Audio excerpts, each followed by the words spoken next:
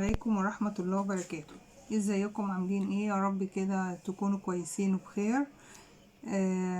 احنا النهاردة هنعمل مع بعض فيديو جديد من فيديوهات من سلسلة تعليم الاكسسوارات. هنعمل النهاردة انسيال. الانسيال دوت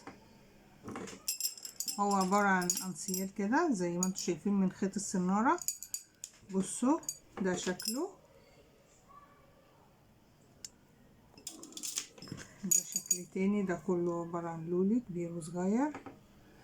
احنا بقى هنعمل النهاردة الموديل التاني بتاعنا، هنعمله زيه بس هنعمله من اللولي ومن الخرز الكريستال بس، يعني دوت داخل فيه لولي وكريستال هنا، لا انا هعمله كله كريستال بس من ناحيتين. الادوات اللي احنا هنحتاجها النهاردة حاجة بسيطة جدا. هنحتاج، انا هعمله نظام انسيال يعني ينفع سواريه وكده، عشان كده انا هعمله بكريستال فضي. انت طبعا لو انت حابه تعمليه ان هو ينفع الاتنين، ممكن تعمليه اسود زي دوت، ممكن تعمليه لولي بس زي دوت كده، ده كده هينفع يتلبس عادي في الخروج عادي وكده. والفضي برضك ينفع بس هو هيبقى مناسب اكتر في الافراح والسواريهات وكده. هنحتاج النهارده كريستال فضي مقاس 4، هنحتاج لولي 12 واحدة بس، انا مش هحتاج اكتر من كده. مقاس 8، انا هعمله المقاس دوت، طبعا انت دي بتاعتك. هحتاج مجموعة كده حوالي 20 خرزة من خرز تفسيرة اللون الابيض عشان يليق مع الانسيال بتاعي. هنحتاج زرتين وسط مش اكتر من كده، قفل سلسلة تطويل، وخيط السنارة بتاعنا العادي، ومسطرة عشان نقيس بيه، والادوات بتاعتنا اللي بنشتغل بيها عادي، ادوات بسيطة جدا. احنا اول حاجة هنعملها، احنا هناخد حوالي 62 سنتي من خيط السنارة، حوالي 62 سنتي طبعا عشان يبقى مريح معايا. طبعا هيفيد ممكن ويتقص، بس انتوا زي ما انا عودتكم ممكن يفيد حتة، بس انا بحب الشغل يبقى معايا مرتاح، يفيد احسن ما يعجز معايا. هنعمل ايه اول حاجة دلوقتي؟ احنا هندخل الخرز التفسيرة مع بعض كده. هدخل 10 خرزات تفسيرة.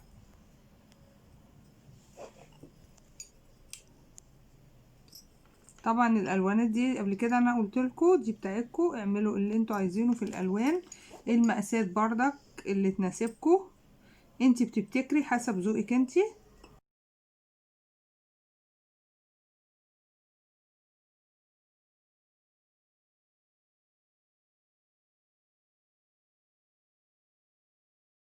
عشر خرزات تفسيرة. هنعمل ايه بقى دلوقتي؟ كل اللي انا هعمله ان انا هاجي اروح داخله بطرف ادي اهو، هو دخلته اهو، هروح ماسكه الطرف دوت، طرف منهم، ومدخلاه في الخرز كله من تاني بتاع التفسيرة بتاعي، هدخله فيه تاني كله كده زي ما انتوا شايفين. بصوا همسكه كده وهروح مدخلاه فيه تاني،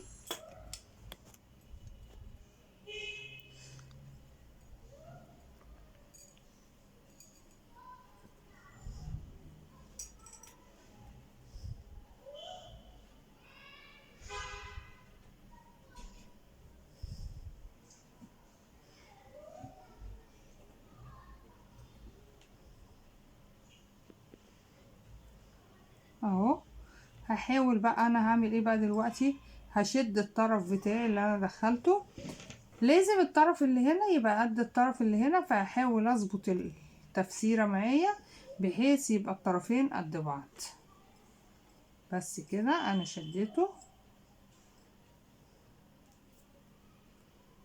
اهو كده، انا قفلت على خرز التفسيرة بتاعي اهو زي ما انتوا شايفين، بقى محكوم وبقى مقفول حلو.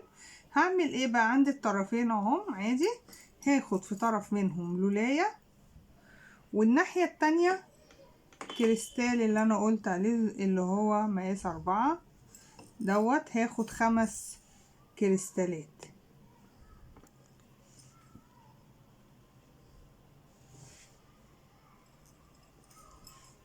4 5 كريستالات. هنعمل ايه بقى دلوقتي؟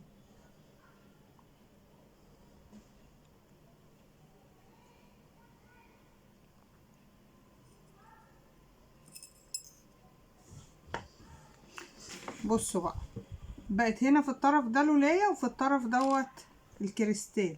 هنعمل ايه احنا بقى؟ هنيجي اخر كريستالة دخلناها الناحية دي، هنيجي اخر كريستال اهو، والناحية اللي احنا طالعين بينها باللولي هدخلها فيها مطرح اهو الخيط طالع بتاع الكريستال، هدخل عكس بخيط اللي هو بتاع اللولي كده.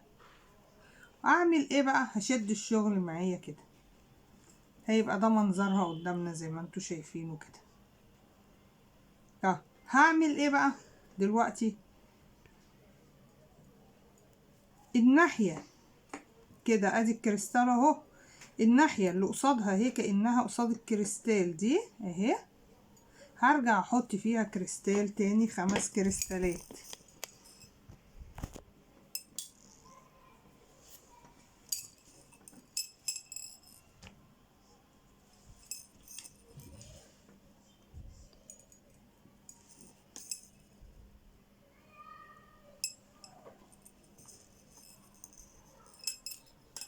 حطينا 5 كريستالات. الناحية التانية حطينا اللولية، وهنعمل نفس اللي احنا عملناه. الناحية اللي طلع منها اللولي، يبقى انتوا هتبصوا تلاقي اللولي جاي معاكم من ناحية الشمال ومرة من ناحية اليمين كده، هيبقى معاكم كده. وعشان ما تتلخبطوش هوريها لكم هتبقى ماشية ازاي. بصوا اخر بردك كريستال هندخل فيها بالطرف بتاع اللولية كده اهي، ادي اللولية الكريستالة اهي، هاجي بالناحية بتاعت اللولية زي ما قلت لكم اهي، واروح دخليها وشديها كده وقافلة زي ما علمتكم بالظبط، زي ما احنا عملنا في الميدالية. لازم شغل الخيط السنارة تحاولوا ان انتوا بيبقى حاجة داخلة من حاجة، بحيث ان احنا نحكم الخرزة حلو. بصوا بقى منظرها عامل ازاي، بقت واخدة هتاخد شكل حلزون معانا، هتاخد كأنه شكل كده حلزون اهو، هيبقى كده. بصوا زي ما انتوا شايفين اهو ماشي كده كأنه حلزون. فعشان كده اللولي بيجي ناحية في اليمين، بيجي ناحية في الشمال، ناحية في اليمين وناحية في الشمال. والناحية اللي انتوا بدأتوا الناحية دي لولي، العكس الناحية التانية هيبقى اللولي. وهتعملوا زي ما انا وريتكم، هتيجوا في اخر خرزة اللي هي الخامسة، تروحوا طالعين بالخرز اللولي اللي هي الخيط السنارة، داخلين من اخر كريستالة وطالعين بيها وشادين الخيط معاكم. هنفضل نعمل كده لحد ما نخلص الانسيال بتاعنا للاخر. هعمل معاكم دلوقتي بردك واحدة تاني عشان انا حاساه بردك تقيل شوية معاكم اهو. هاخد الناحية دي اهي، الناحية دي فيها اللولي انتوا شايفين اهو، الحتة اللي فيها السنارة اهي، الناحية دي الجنب اللي فيه السنارة تحتها اللولي. لا مش هنحط في دي اللولي بقى، هنحط في دي الكريستال. هنعمل 5 كريستالات. طبعا بيبقى فيه ابر بتبقى لخيط السنارة، بس الصراحة والله يا جماعة ما انا مش لاقياها. يعني انتوا ممكن تلاقوها، حد يلاقيها جنبه في محل او حاجة، لو لقاها هي طبعا هتريحك في الشغل اكتر من كده، بس انا الصراحة مش لاقياها اهو. حطينا اهو اللولية الناحية دي والكريستال. بصوا انتوا حتى هتحسوا ان كريستال في الصف اللي انا بحطه كأنه ماشي خط معاه اهو، عشان هو هيكملوا لفة كده. هناخده بصوا هتحسوا ان هو كأنه بيلف معانا، فبيدي شكل جميل. هنعمل ايه بقى دلوقتي؟ ادي اهي الناحية اللي فيها اللولي زي ما وريتكم. هنعمل ايه؟ اخر كريستالة معانا اهيت، كأن دي طالعة اهي بتاعت الكريستالة، ملناش دعوة بيها. اللي طالعة من اللولي نروح داخلين عكسها. بصوا كأنهم بيبقوا عكس عكاس كده اهم. بصوا انتوا شايفينها ازاي كده اهو، كأن واحدة داخلة واحدة خارجة، وتشد الشغل معاكي اهو. شديناه بصوا عمل المنظر اللي احنا شفناه ده. بصوا زي ما انا قلت لكم بقى عامله ازاي، واخده الشكل كده حلزوني، شكلها تحفه وجميل. وفعلا الانسيال بقى انا هكمله وهوريهولكوا عشان نقفل بقيته مع بعض. دلوقتي احنا اهو خلصت الانسيال زي ما قلت لكم اهو. بصوا الشكل بتاعه بقى شكله جميل. هنعمل ايه بقى طلعنا باخر طرفين كده.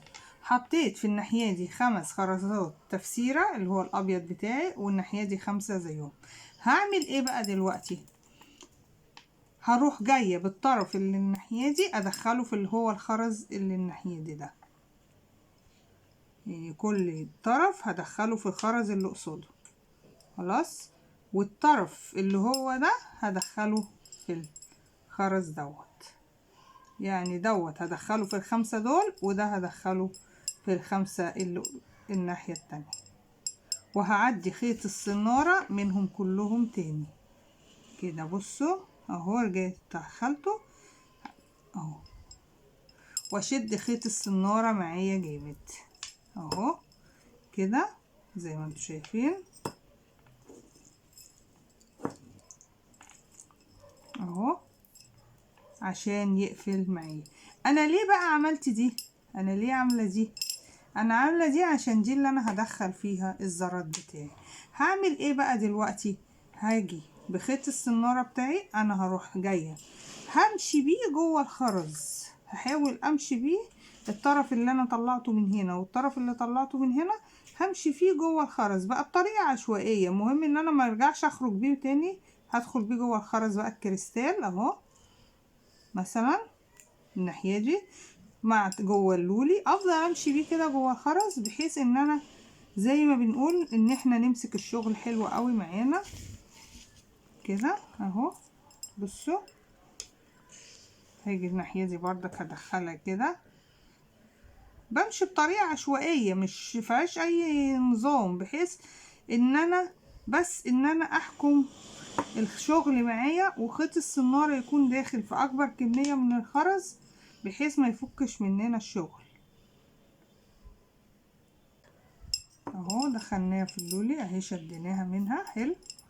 بصوا نمشي جوه الشغل كله تاني بطريقة زي ما قلت لكم، بحيث ان انا ببيت خيط السنارة جوه الخرز عشان ابقى حاكمة الشغل بتاعي بالطرفين. همشي هنا شوية وهنا شوية، افضل امشي جوه الخرز اروح وارجع كده اهو،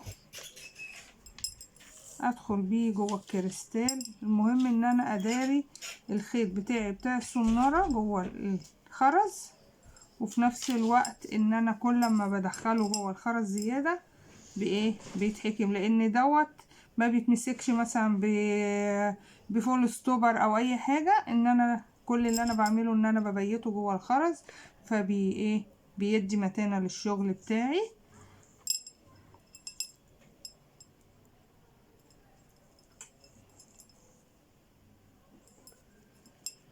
كده اهو.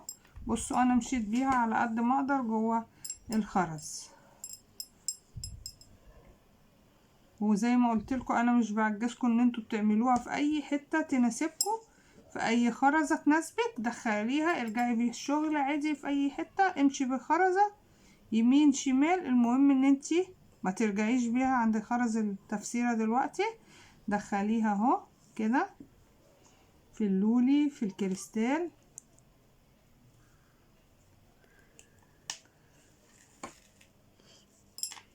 بصوا اهو احنا كده اهو. هعمل ايه بقى انا دلوقتي؟ انا وصلت للناحيه دي، انا هقص اهو اهو من الطرفين، اهو من الطرفين اللي انا طلعت بيهم انا هقصهم اهو. خلاص كده ما بقاش باين اهو، خيط السناره معايا مش باين اللي انا اشتغلته اهو، بقى حلو معايا اهو زي ما انتوا شايفين. هعمل ايه بقى دلوقتي؟ اهي الزردة هفتحها كده واحط فيها واحده خيط التطويل سلسله التطويل اهو. شفتوا انا قلت لكم بقى انا عملت الناحيتين دول ليه؟ عشان اعمل كده. هنحط في ناحيه الزردة وسلسله التطويل، والناحيه التانية هنحط الزردة ونحط فيها القفل. انسيال بسيط جدا وشيك جدا، وعلى فكره هو مش مكلف خالص، مش هيكلفك اي حاجه تكلفته بسيطة جدا وبيتباع بسعر عالي جدا لو جيت تبيعيه، لانه بيعتبر حاجة من حاجات اللي هي السواريهات، فبتتباع بسعر عالي. وياريت تكونوا استفدتوا من الفيديو النهاردة ويكون الفيديو عجبكم، واللي عجبه الفيديو ما ينساش الشير واللايك والسبسكرايب ويفعل الجرس عشان يوصله كل جديد. وياريت ما نكونش ضيوف تقيل عليكم. والسلام عليكم ورحمة الله وبركاته.